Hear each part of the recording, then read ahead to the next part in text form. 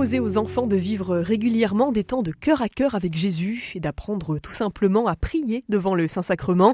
C'est l'objectif des enfants adorateurs dans notre diocèse du Mans. Une belle initiative qui regroupe chaque année de plus en plus d'enfants en bas âge et qui est portée par un petit groupe de mamans. Parmi elles, Ariane Bonnefond, bonjour. Bonjour Agnès. Avec nous également en studio, Pierre-Louis Ami, responsable du service catéchèse de notre diocèse. Pierre-Louis, bonjour. Bonjour Agnès. Et puis impossible évidemment de ne pas donner la parole aux enfants eux-mêmes. 4 petites filles sont avec nous aujourd'hui en studio sur RCF. Nous avons avec nous Faustine, Aliénor, Fleur et Isméry. Bonjour à toutes les 4. Bonjour. Alors première question, Ariane Bonnefond, expliquez-nous un petit peu comment se déroulent ces temps d'adoration.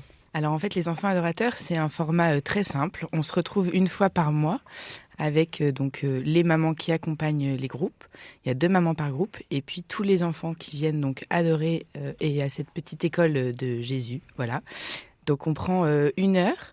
Cette heure se déroule très simplement. C'est-à-dire qu'en fait, pendant 1 heure, les enfants sont d'abord dans un groupe avec les mamans accompagnatrices où ils font une partie catéchèse, donc un petit bricolage ou voilà, quelque chose en rapport avec l'adoration eucharistique et avec le mystère eucharistique en général.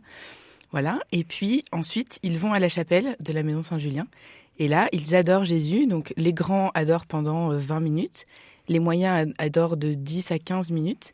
Et les petits, ils vont un peu moins de 10 minutes. Voilà. Donc quand vous dites les petits, les grands, c'est quelle tranche d'âge à chaque fois ? Alors on a les petits qui commencent à la moyenne section et après grande section.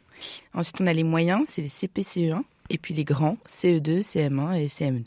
Alors c'est combien d'enfants en général qui participent à ces rencontres ? Alors cette année, on a beaucoup d'enfants. On a 58 enfants, 33 familles inscrites. Et on a donc à peu près 20 enfants par groupe. Comment est-ce que vous expliquez qu'il y a cet engouement comme ça cette année ? C'est inédit ou pas ? Alors non, en fait, ça fait une dizaine d'années que les enfants adorateurs sont installés au Mans. Et c'est vrai qu'on a toujours eu beaucoup d'enfants inscrits. Mais voilà, 20 enfants par groupe, je crois que ça n'avait pas encore été autant. Et c'est vrai que cette année, ça s'est bien lancé et ça c'est voilà. Et je pense que c'est aussi parce que c'est installé depuis longtemps, donc maintenant ça y est, toutes les familles connaissent bien les enfants adorateurs et donc ils ont pu voir, ils ont pu inscrire leurs enfants cette année parce que peut-être aussi on a plus communiqué que les autres années. Donc voilà. Alors justement, parmi ces enfants, on le disait, il y a Faustine. Faustine, ça fait combien de temps que tu fais ça ? C'est la première année ou pas ? Non, c'est la 2e année. Et vous faites quoi alors dans ces moments-là ?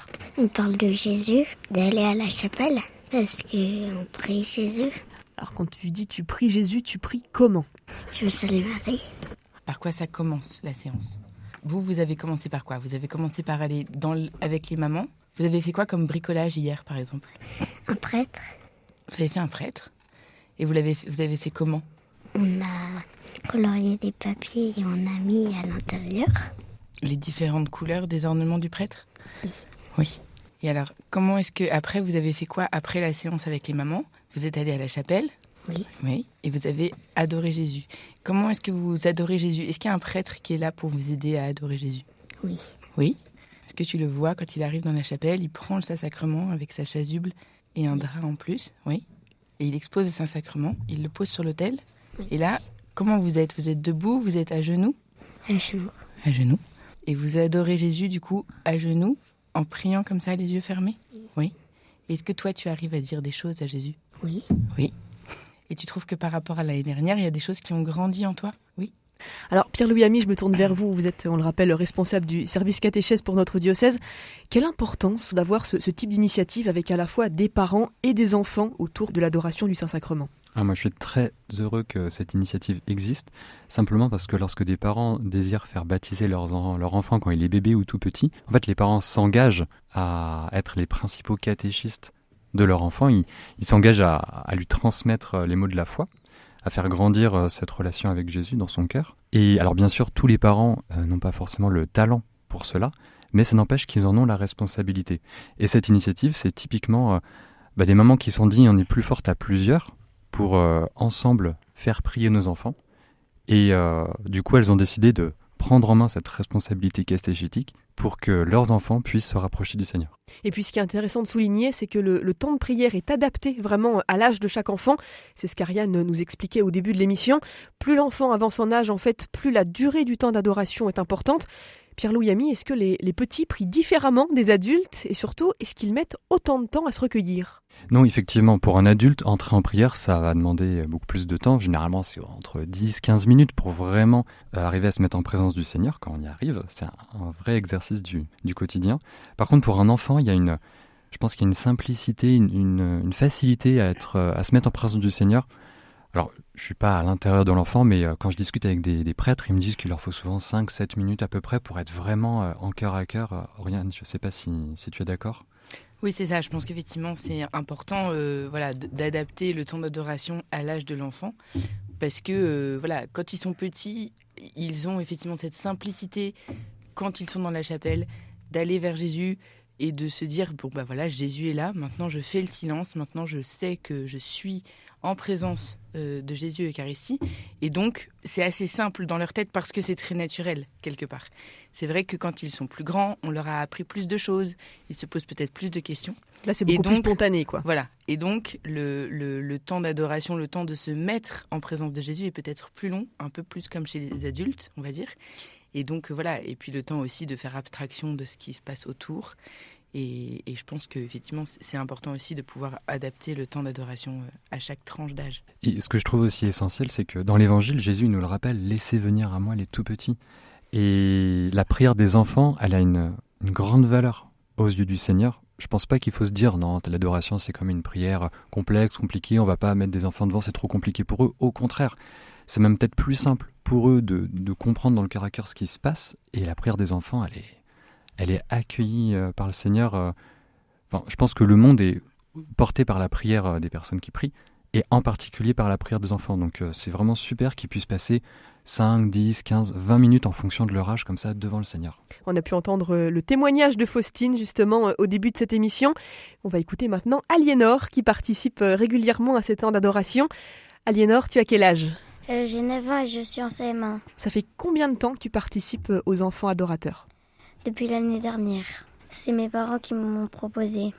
Et qu'est-ce qui te plaît quand tu participes comme ça aux enfants adorateurs ? L'adoration, parce qu'on parle avec Jésus. Est-ce que tu te sens heureuse d'y aller ? Est-ce que tu te sens détendue ? Heureuse. Et hier, avec les 2 mamans qui vous accompagnent dans votre groupe, vous avez vu le mystère eucharistique, non ?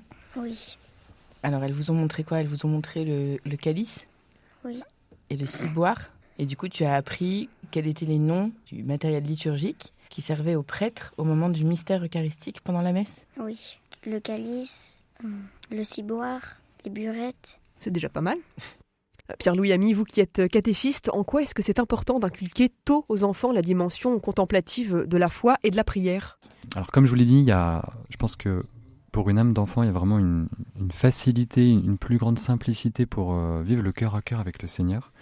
Et comme l'a dit Ariane tout à l'heure, quand on est adulte, on a tendance à tournicoter un petit peu les méninges, qu'est-ce que je vais lui dire exactement, est-ce qu'il faut que je lui raconte ma journée, est-ce qu'il faut que je récite des prières dans ma tête.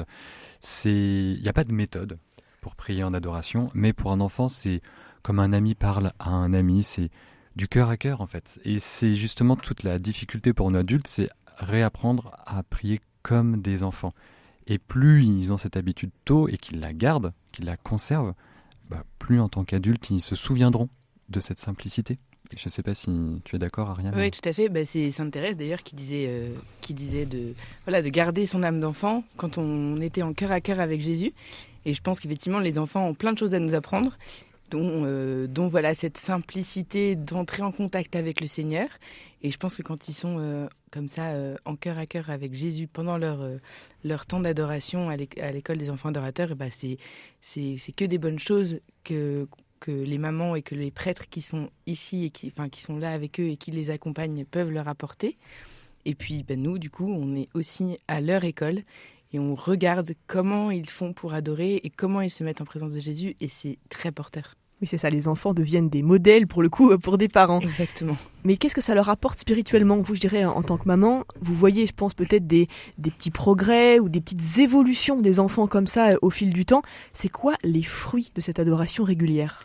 Les fruits de cette adoration régulière, je pense que c'est d'abord, en fait, de comprendre que vraiment, le mystère eucharistique est quelque chose qu'on aura toujours du mal à vraiment intégrer, parce que ça reste le grand mystère de l'Église catholique. Et en même temps, Je pense que ça leur apporte énormément de choses, notamment au moment de la messe, où quand ils participent à la messe, ils comprennent que donc Jésus Eucharistie qu'ils ont adoré pendant leur école des enfants adorateurs est aussi là pendant la messe, que le prêtre soulève l'hostie sur la patène et qu'il nous dit que voilà, Jésus Eucharistie est là. Comme au moment de l'adoration, Jésus est présent dans son Eucharistie, dans son corps céleste, et il vient nous guérir, nous nourrir, voilà, et nous permettre d'être portés par lui et en lui dans cette Eucharistie. Puis d'une certaine manière, ça peut aussi aider les plus petits à se préparer à la communion. Même, on le disait, c'est même des enfants de maternelle qui y vont. Là, ils ne sont pas encore dans cette logique-là, mais c'est déjà un premier jalon qui est posé quelque part. Oui, tout à fait. Oui. En fait, effectivement, l'enfant comprend du coup ce qu'est Jésus Eucharistie et il comprend ce qu'il va recevoir au moment où il fera sa première communion. On va marquer une petite pause en musique avant de continuer cette émission. Tout de suite, c'est un chant qui est souvent repris lors de ces temps d'adoration avec les enfants. Regardez l'humilité de Dieu, interprété par les petits chanteurs à la Croix de Bois.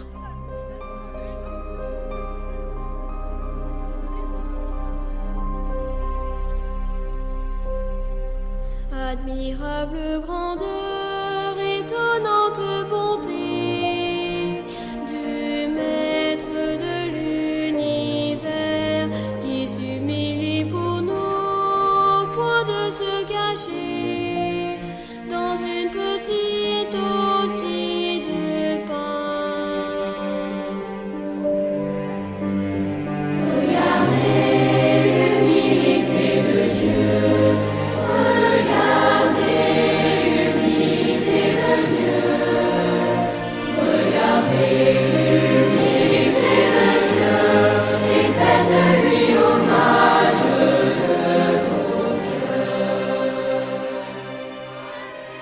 Faites-vous tout petit, vous ainsi devant Dieu, pour être élevé par lui. Ne gardez rien pour vous, offrez-vous tout entier à ce Dieu qui se donne à vous. Regardez l'humilité de Dieu.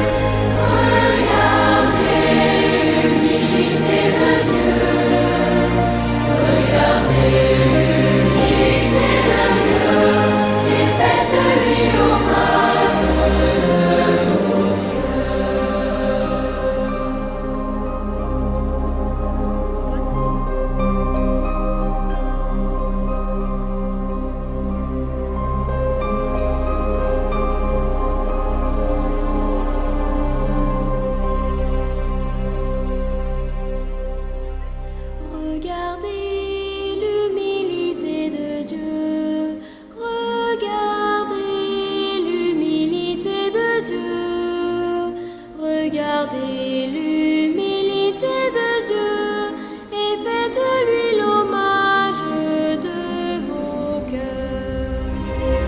Regardez l'humilité de Dieu, regardez l'humilité de Dieu. Regardez l'humilité de Dieu et faites-lui hommage de vos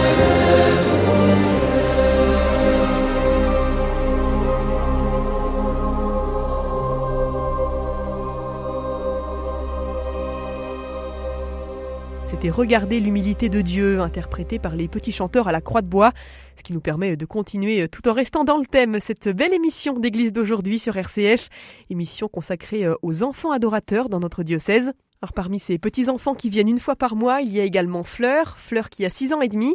Alors est-ce que tu as déjà fait ta première communion, Fleur, ou pas encore ? Non. Est-ce que tu t'y prépares ou pas encore ? Oui. Qu'est-ce que tu vis, qu'est-ce que tu fais pendant les enfants adorateurs ? On va à la chapelle pour prier Jésus. Et Jésus ressemble à quoi ? Un hostie. Une hostie. L'hostie, c'est ce que tu vas recevoir quand tu feras ta première communion, c'est ça ? Oui.